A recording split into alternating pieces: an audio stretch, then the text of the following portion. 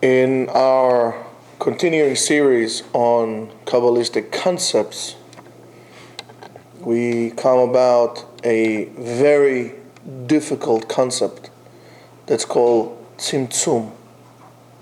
Tzimtzum, letzamtzem, is to shrink, to condense, and so on and so forth. And it comes about through the question is, if HaKadosh Baruch Hu is so complete, He is what we define complete by. HaKadosh Baruch Hu is complete, nothing, He doesn't miss anything, He doesn't need anything, and so on and so forth. In other words, HaKadosh Baruch Hu is perfect, and the only thing that is perfect in this world or beyond that exists altogether, the only perfection is HaKadosh Baruch Hu. That's the only thing who is perfect. Mike, turn off the AC. So the question is, and it's a very famous question, how could it be that from such a perfect entity could come up something so imperfect as our world? In a way, it's a contradiction.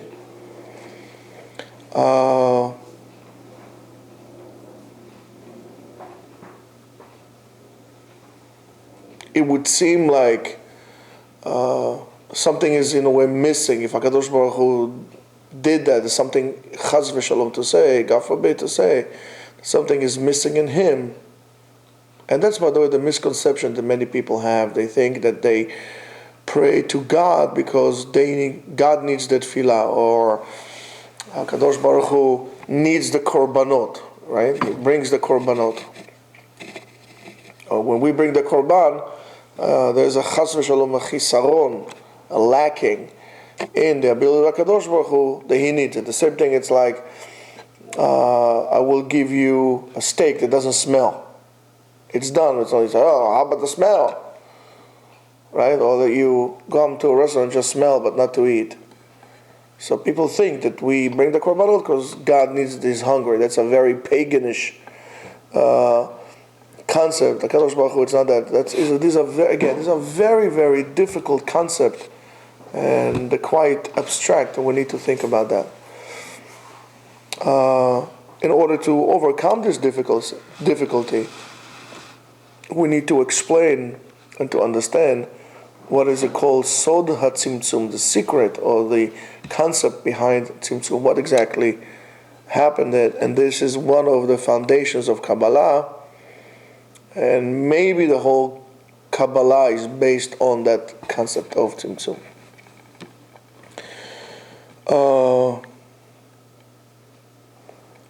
Tzimtzum is just as it sounds, a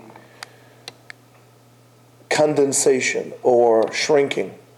So HaKadosh Baruch Hu, in a way, shrinked His perfection to a certain extent, and by doing so, He created a reality that is not perfect. For example, in Shamayim, angels don't fight with each other. They don't go to war. They don't do everything. Shamayim is perfect. It's harmonious.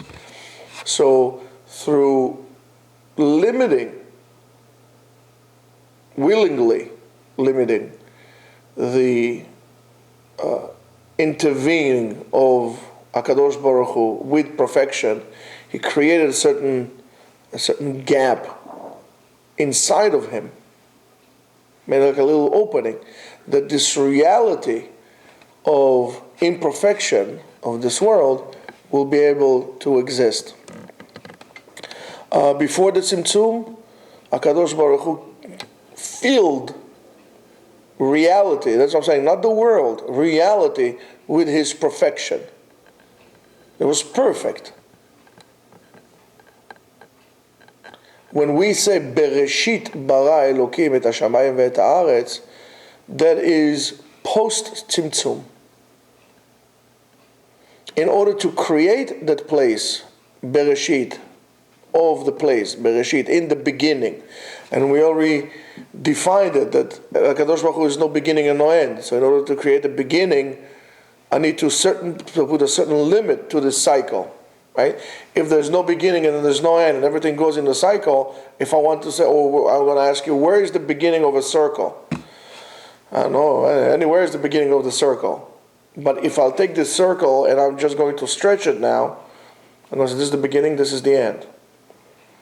So to create this concept of place, time, beginning, and if there is a beginning, there's always going to be an end. If the beginner, Kadosh Baruch Hu, needs to allow this imperfection to exist. In a way, we exist within the perfection of HaKadosh Baruch Hu, because that's the concept of Melo Kol Haaretz Kvodo.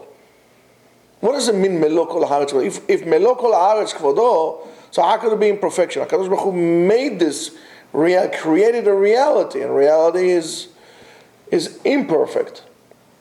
And we'll see exactly why. So before the Tzimtzum, HaKadosh Baruch Hu filled up everything with perfection, and there was no room for any other reality. But as you could see, it's so fascinating, because the more reality we create to ourselves, the more imperfect the world becomes. But only up to a certain point, because beyond that point, you would not allow to go. For example, as HaKadosh Baruch Hu says, all right, Adam HaRishon sinned. There was all right, now we need to take him out. Doa Flaga, right, sinned. Before it goes all haywire, let's limit that. So you're going to be allowed to grow with your imperfection up to a certain time. It's almost like dough that rises in a pan. It goes up, it goes up, it goes up, it goes up. If you don't let it, it will go all over your counter. You need to come in and actually knead it to take all the air out, and it shrinks again, and then until you create the bread, so-called. So this process is similar to that. And the reality, the new reality, is a reality of a will that is limited by purpose. That's why it's very difficult for us to do things with no ulterior motives. Everything that we have to do has to have a purpose. If a person does things without purpose, you will call him, something is wrong, mentally wrong with this person. You have to have a purpose. That, in a way, is a limitation. You are limited by that need to have a purpose. Which is a reality, and the reality is that we all have to have a purpose. It's like this. Am I dependent on air? Yes, I am dependent on air.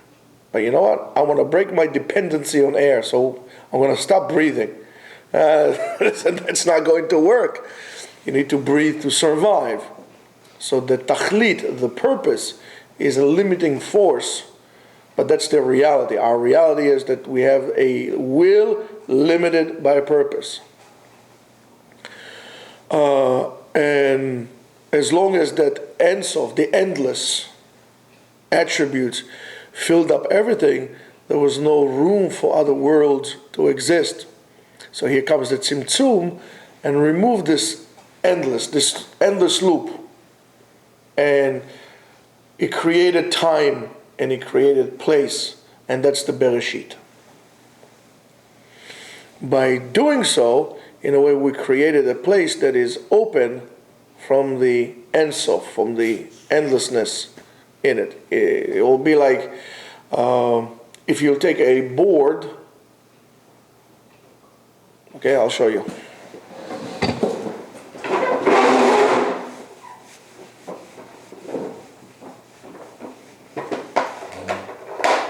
If you take a board, and this is, let's say, the endlessness. This would, let's say, represent HaKadosh Baruch Hu. He created a space here that it's represented with, let's say, this is all black. And inside, there is a line to create a connection, because this would not be able to exist without this thread of HaKadosh Baruch Hu in it that gives it its nourishment. So this, right, is like a little space in this vast, endless magnitude of HaKadosh Baruch Hu. Ein Sof. That's what refers to Kabbalah. Ein Sof. Ein Sof is another, it's not a name, or it's not another God or another attribute of God. Or actually it is in a certain, what does it mean? It's not that there's another God there that's called Ein Sof. It just refers to a certain quality that is endless. HaKadosh Baruch Hu is endless. But in order to live with this, to create this whole entire circle, it's not even that big, but let's say this whole entire circle is not only our universe. This is the reality that we live in. And the reality we live in could exist beyond our universe. But it has to have this line here that is connected to this big thing. In this gap here of imperfection, that's where HaKadosh Baruch Hu created the world. He allowed to do so. So if we say a person who learns Torah at night, Chut Shel Chesed, a thread of grace is lined up to him, that Chut of Chesed is in a way refers to the concept that it's similar to this. By learning Torah and you connect day and night, this is all symbolic. When you connect day and night through something positive as the Torah, you allow yourself to connect with the Ein Sof, with the endlessness, because Torah is endless. It's an ocean. That Chut of Chesed, in a way like the Tzimtzum, that you've been fed straight from HaKadosh Baruch Hu. You have this quality inside of you. You were able to connect day and night as symbolic attributes. You put them together. By learning Torah, you should be able to bring things back to the original status of where they were, and to create a true reality of truthfulness. It's going to be truthful from beginning to an end. In Hebrew, the word truth is spelled like this: Aleph, Mem, and Taf. Emet. What does that mean? It means that from the beginning it has to be truthful, all the way to the end, and including in the middle, it is one unit. That's why the Gemara says, HaKadosh Baruch Hu Emet, V'Torato Emet, and his Torah is truthful, and he seals the Gzar Din of a person is Emet. In other words, it's truthful from beginning to an end. You want to connect to HaKadosh Baruch Hu, first of all, be a truthful person. Make sure that what you say is truthful in the beginning, through the middle, and to that. The word sheker, a lie, sheker, shin, kuf, resh. But that's not the order of the alphabet, because in the alphabet it could be kuf, resh, shin. Or if you go reverse, right? Reshin, Resh, Kuf. But this is sheker, a lie. It's out of order. In other words, what does it mean it's out of order? When a person is involved in a false reality, when he's lying to himself, lying to others, and so on and so forth, he is disharmonized. Or disharmonizing himself. You are out of sync with harmony. You don't have internal peace. Now look at our society. Isn't that what we live in? It's Olam HaSheker, the world of, let's not call it lie, the world of disharmony. And how do we do this? Hashem oz le'amo yiten. HaKadosh Baruch Hu will give might to his people to do what?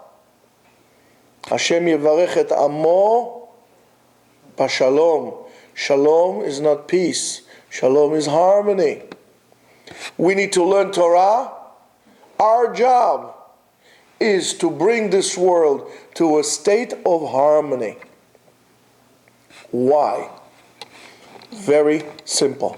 This whole concept of HaKadosh Baruch Hu allowing us, so He did an act of chesed. He allowed us to live inside of Him in a way. Think about it.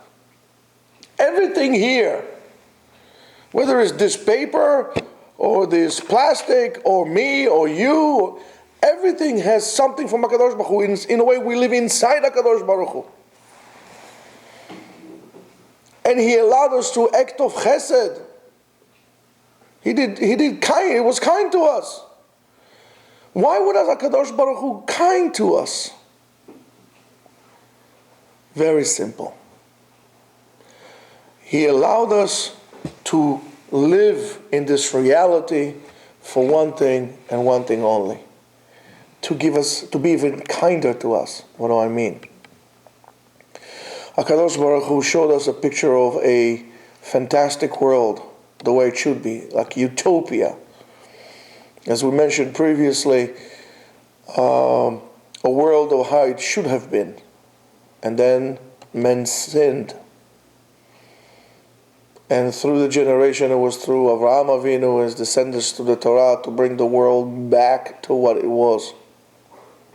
The two major trends of Kabbalah, one represented by the Ramak, excuse me, the other one represented by the Ari, in a way simple but yet different. The school of the Ramak is more of, we know where we are, so instead of continuing, we are getting lost, instead of continuing getting lost, let's trace ourselves back, let's follow our footprints back to bring us back to the world as it was before. The Ari says, no, we know how it should be. We know where it is. Let's go from this point forward. In a way, they both want the same thing. They are here. One is going this way. The other one is going this way. But they all come to the same point. HaKadosh Baruch Hu created this whole thing in a greater act of chesed. It was not just the act of chesed, of kindness, to allow this to happen, but even more so. And what is that? To make us partners in creation. Creation, unlike scientists or science or the Darwin school of thought, is not a process that happened and stopped. Philosophically, the words of Chazal are way more advanced than most philosophers today. HaMechadesh betuvo b'chol yom tamid ma'asei bereshit. HaKadosh Baruch Hu, with His kindness, creates everyday creation. What does it mean? Creation is a process that always happens. One day is never going to be the same as the other. It's an ongoing process. And it's an ongoing process to allow us to tap into it. Why? Simple as that. So we could enjoy His greatness. We could enjoy the goodness that God has to offer. Why? Because nothing bad comes from Hashem. It is only bad because of lack of ability to see the good. But it's all good. As Chachamim tell us, we all know, Rav Nachum Ish Gamzu Letova, this is also for the best. Whatever there will be. Why? Because HaKadosh Baruch Hu is not the kind of an entity, because it's perfection, not to do anything bad. It is good. Right now, things in your perspective might look bad and so on and so forth, but in the long run, it is all good. So that's the concept of Tzimtzum. HaKadosh Baruch Hu did not limit himself. People think HaKadosh Baruch Hu tzimtzem, condensed and limited his ability or interaction in the world. That could not be more wrong than that. On the contrary, HaKadosh Baruch Hu made room for us inside of Him, for us to come in. That is the concept of Tzimtzum. When you realize that, you become very careful with your actions. You should become more aware of why and how and what you do throughout the day. This is to show us that the best investment is to speak the truth, to be a truthful person, and to learn Torah, because this is what we're supposed to do. No politics, no nothing. Truthfulness, purity, and Torah. Have a great day.